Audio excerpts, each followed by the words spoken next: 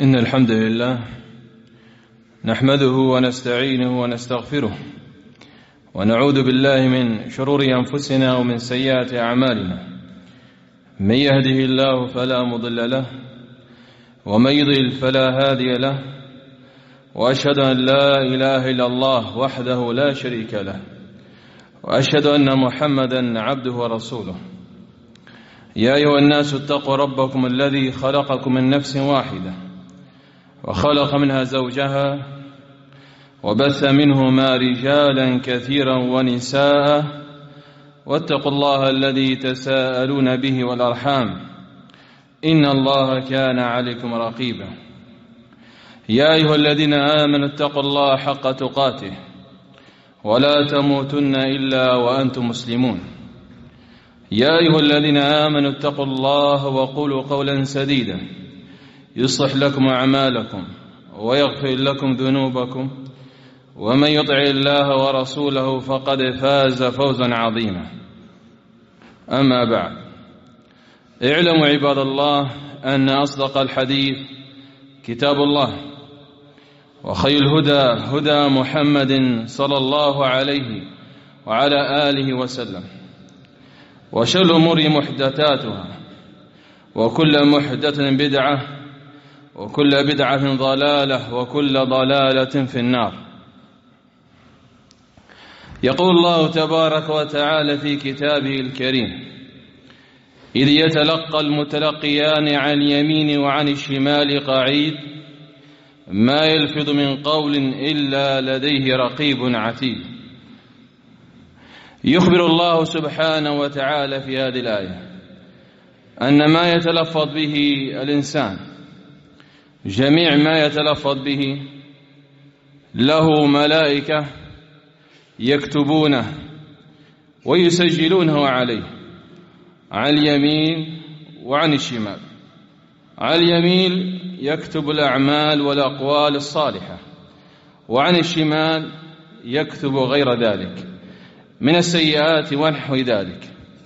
فالله سبحانه وتعالى ينبه عباده أنهم ينتبهوا إلى ما يتلفظون به، فإنه مكتوب عليهم ومسجل عليهم، وأن الله عز وجل يحاسبهم عليه يوم القيامة.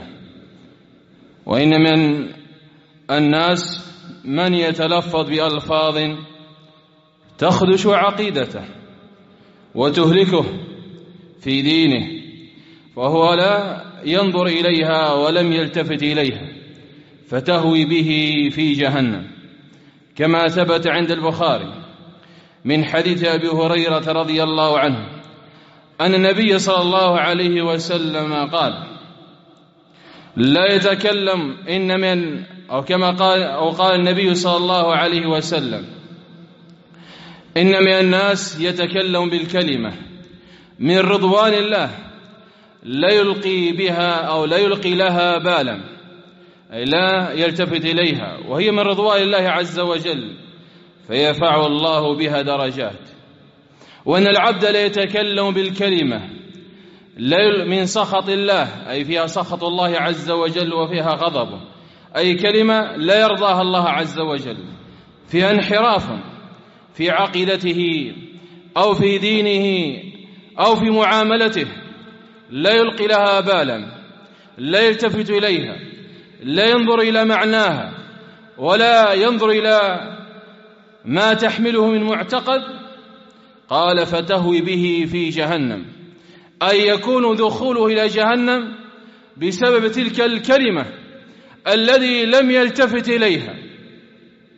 وإن كثيرا من الناس يتلفظ بألفاظ ربما لا يلقي لها بالا، ولا يلتفت إلى ما تحمل من معنى أو من عقيدة، وهي حقيقة ربما تصله إلى الكفر بالله عز وجل. ومن ذلك الكلام أو ما انتشر عند كثير من الناس قولهم أن الله في كل مكان. هذه الكلمة كثير من الناس يتلفظ بها ولا يعرف معناها، وما تحمله من معتقد أن الله في كل مكان أي بذاته، وهذا القول باطل فيه تكذيب للقرآن وتكذيب للسنة، أي ما أخبر به النبي صلى الله عليه وسلم عن الله عز وجل، بل فيه مسخ للفطرة التي فطر الله الناس عليها. هذه الكلمة تحمل معتقدا باطلا أن الله في كل مكان أي بذاته، أي أن الله في النجاسات، في الحشوش، في الحمامات، في كل شيء. تعالى الله عن ذلك، عن هذا القول الباطل. فهذا القول يحمل معنى باطلا ويخالف ما ذكر الله عز وجل في القرآن.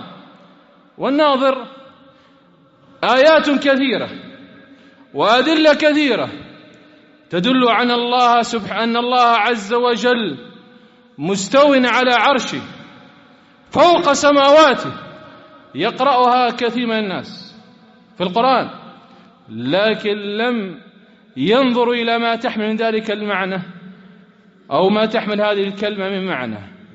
من الذي لم يقرأ قول الله عز وجل الرحمن على العرش استوى؟ أين الله عز وجل مستو على عرشه الذي هو عال عن خلقه، العرش فوق السماوات، والله عز وجل مستو على عرشه. ويقول الله تبارك وتعالى ويصعد إليه الكلم الطيب والعمل الصالح يرفعه. أين الله عز وجل فوق سماواته. ويقول الله تبارك وتعالى أأمنتم من في السماء أن يخسف بكم الأرض فإذا هي تمور. ما الذي في السماء؟ هو الله عز وجل. لم يقل أنه في كل مكان كما يقولها كثير من الناس اليوم ولا يعرف معنى هذه الكلمة وما تحمله من باطل. وثبت عند مسلم عن أنه قال يا رسول الله أن لي جارية ترعى غنما لي، فسطى يوما الذئب على شاة فأكلها، فسككتها أي ضربتها، أي لماذا لم تمنع ذلك الذئب؟ فقال هل لي من كفارة؟ يسأل عن ذلك، يعني رأى أنه أخطأ عندما ضربها. فقال أين هي؟ ائت بها. فأحضرها النبي صلى الله عليه وسلم، فسألها النبي صلى الله عليه وسلم. ماذا سألها؟ قالها أين الله؟ قالت في السماء. قال لها ومن أنا؟ قال أنت رسول الله. قال فاعتقها فإنها مؤمنة. شهد لها النبي صلى الله عليه وسلم بالإيمان عندما أجابت تلك الإجابة. أين الله؟ قالت في السماء، لم تقل في كل مكان. فشهد لها النبي صلى الله عليه وسلم بالإيمان. فإذا هذا يخدش في عقيدتك أن تعتقد هذا المعتقد الباطل، بل الله عز وجل مستو على عرشه فوق 7 سماوات. وأين أعرج النبي صلى الله عليه وسلم؟ ألم يعرج إلى السماء إلى ربه؟ وإنما علم الله عز وجل هو الذي في كل مكان. الله عز وجل محيط بكل شيء علما، لا بذاته، إنما ذاته فوق عرشه مستوى على عرشه سبحانه وتعالى. فهذه هي عقيدة الصحيحة الذي يجب على المسلم أن يعتقدها، لا أن الله في كل مكان. وكذلك مما يتداول عند الناس وللأسف أنه يدرس في مدارسهم أن الشمس ثابتة والأرض تدور. هذا عندما يراه الإنسان يراه شيء عادي. هذا فيه تكذيب للقرآن. عندما تعتقد أن الشمس ثابتة والأرض هي التي تدور، وهذا يدرس في المدارس، هذا فيه تكذيب لقول الله عز وجل. اقرأ قول الله عز وجل والشمس تجري مستقر لها ذلك تقدير العزيز العليم، وقدرناه منازل حتى عاد كالعرجون القديم. لا الشمس ينبغي لها أن تدرك القمر ولا الليل سابق النهار وكل في فلك يسبحون. وهل التابت يسبح؟ وهذا يدرس في المدارس أن الشمس ثابتة، إذن فيه تكذيب للقرآن، فانتبه لهذا الأمر. أين تذهب هذه الشمس؟ سؤال سأله النبي صلى الله عليه وسلم لأبي ذر، قاله يا أبا ذر هل تعلم أين تذهب هذه الشمس التي تراها تشرق وتغرب؟ أين تذهب؟ قال الله ورسوله أعلم. قاله النبي صلى الله عليه وسلم تذهب فتسجد تحت العرش، تسجد تحت العرش. إذا الشمس تتحرك ليست ثابتة كما يعتقد كثير من الناس. وهذه العقيدة الباطلة تدرس لأولادنا وترسخ في عقولهم، وهو يقرأ القرآن ولا يلتفت. هذا يدل على الناس كثير من الناس يقرأه ولا يتدبر معناه. قال تذهب تسجد تحت العرش، وكلما أرادت تخرج تستأذن فيأذن الله لها أن تخرج من المشرق، حتى تستأذن يوما فلا يأذن الله لها ثم يأمرها بأن تخرج من المغرب، أي تقوم القيامة بعد ذلك. هذا منتشر عند كثير من الناس. وكذلك مما ينتشر عند كثير من الناس أو من الألفاظ المنكرة، إذا حصل لإنسان فائدة أو فعل أو عمل يقول لولا الله وفلان ما حصل لي هذا الأمر. هذه أمر كلمة متداولة، لولا الله وفلان ما حصل لي، اعتمدت عليك أو اعتمدت على الله وعليك. المنكر في هذه الكلمة هو أنه جعل المخلوق ندا لله عز وجل، عندما قال لولا الله وفلان أتى بالواو، أو اعتمدت على الله وعليك أتى بالواو. وهذا لبعد الناس عن اللغة العربية، هذا تفيد المشاركة، فهو جعل الله ندا في ذلك. ولهذا النبي صلى الله عليه وسلم عندما كما جاء عند الإمام أحمد بن حيث بن عباس عندما دخل عليه رجل قال له ما شاء الله وشئت، أي قال النبي صلى الله عليه وسلم هذا، قاله النبي صلى الله عليه وسلم أجعلتني الله ندا، أي سويتني بالله عز وجل؟ عندما قال ما شاء الله وشئت قل ما شاء الله وحده، أو قل ما شاء الله ثم شئت، بدل الواو قل ثم. كما جاء من حيث قتيلة أن يهوديا أتى النبي صلى الله عليه وسلم فقال يا محمد إنكم تنددون وتشركون، تقولون والكعبة أي تحلفون بغير الله، وتقولون ما شاء الله وشئت. فأمرهم النبي صلى الله عليه وسلم أن يقولوا إذا حلفوا ورب الكعبة يحلف الله عز وجل، وأن يقولوا ما شاء الله ثم شئت، يأتي بثم بدل الواو. انتبه إلى ما تتلفظ به. هذا كذلك من الألفاظ المنكرة والمنتشرة. وكذلك من الألفاظ المنكرة المنتشرة بين الناس قول أحدهم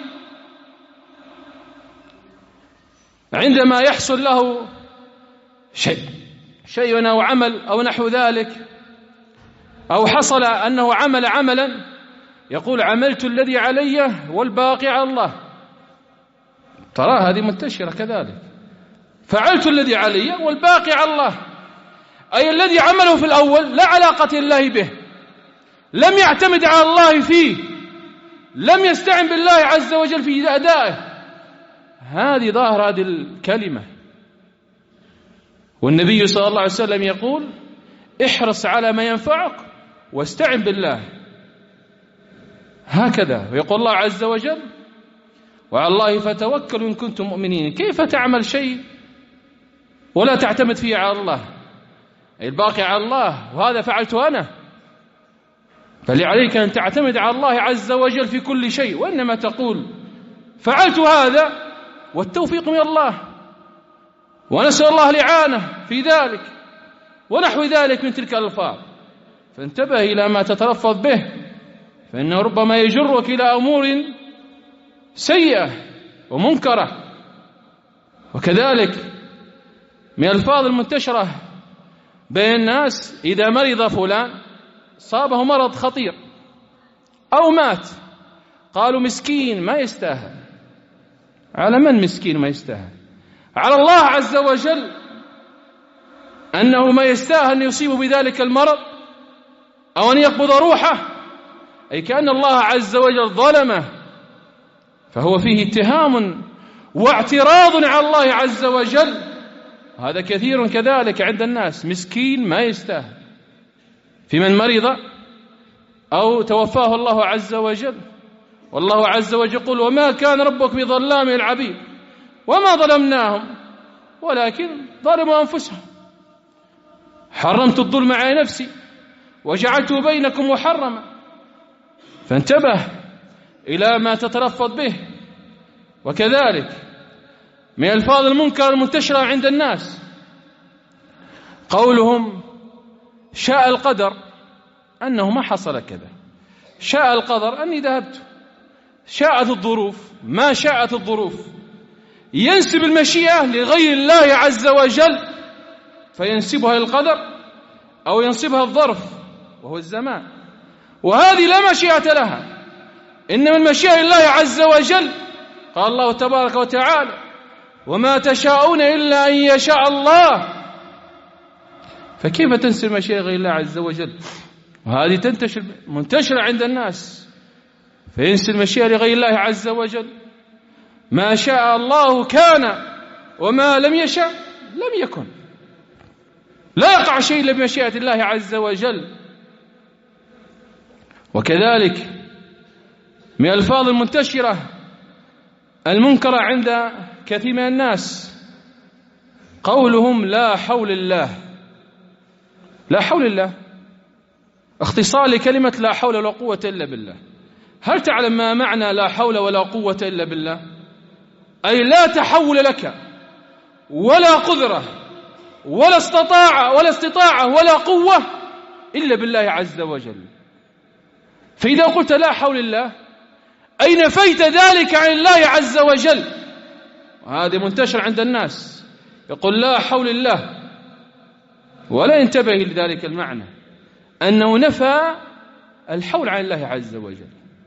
فانتبه إلى ما تتلفظ به، فإنه خطير. وكذلك من الألفاظ المنتشرة عند الناس: إن حصل له شيء، ربما سقط أو حصل على الإنسان شيء رآه، يقول: يا ساتر. والساتر عنده هو الله عز وجل. فهل الساتر من أسماء الله عز وجل حتى تدعو الله عز وجل بهذا الاسم؟ والله عز وجل يقول: ولله الأسماء الحسنى فادعوه بها، فهو أمر أن تدعوه بأسماء الحسنى. فهل هذا هو من أسماء الحسنى؟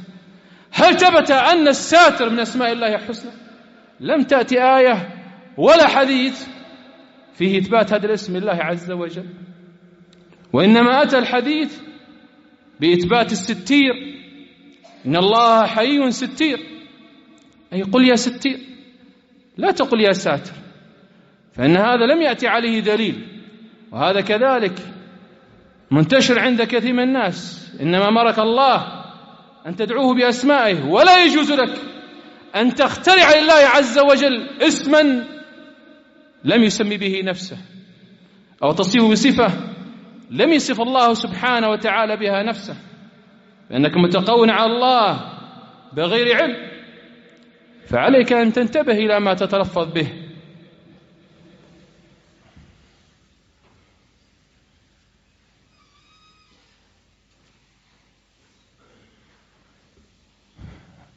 الحمد لله والصلاة والسلام على رسول الله وعلى آله وأصحابه، أما بعد.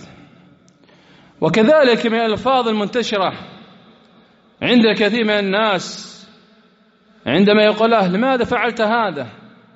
حتى في أمور المعاصي، لا تعصي الله عز وجل، يقول: أنا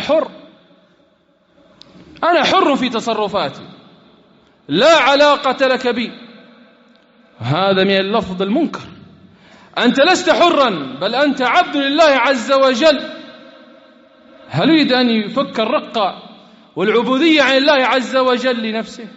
فأنت عبد لله عز وجل، لست حرا في تصرفاتك، بل ينبغي عليك أن تتصرف على نحو ما أمرك الله عز وجل. يقول الله تبارك وتعالى: ولن يستنكف المسيح أن يكون عبدا لله والملائكة المقربون ومن يستنكف عن عبادته ويستكبر فسيحشرهم إليه جميعا.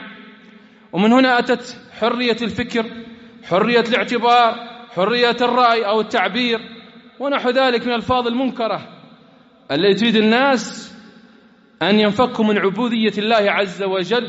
فانتبه إلى هذه الألفاظ. وكذلك من الألفاظ المنكرة المنتشرة عند الناس قولهم أو تعبيدهم لغير الله عز وجل، يسمون أسماء فيها تعبيد لغير الله عز وجل. لا يجوز لك أن تعبد أحدا لغير الله عز وجل، مثل عبد الرسول، عبد النبي ونحو ذلك من هذه الأسماء. فهذه أسماء منكرة ومحرمة، فإن فيها تعبيد لغير الله عز وجل، فإياك أن تتسمى بها أو تسمي بها مولودك، فإنه تعبيد لغير الله عز وجل.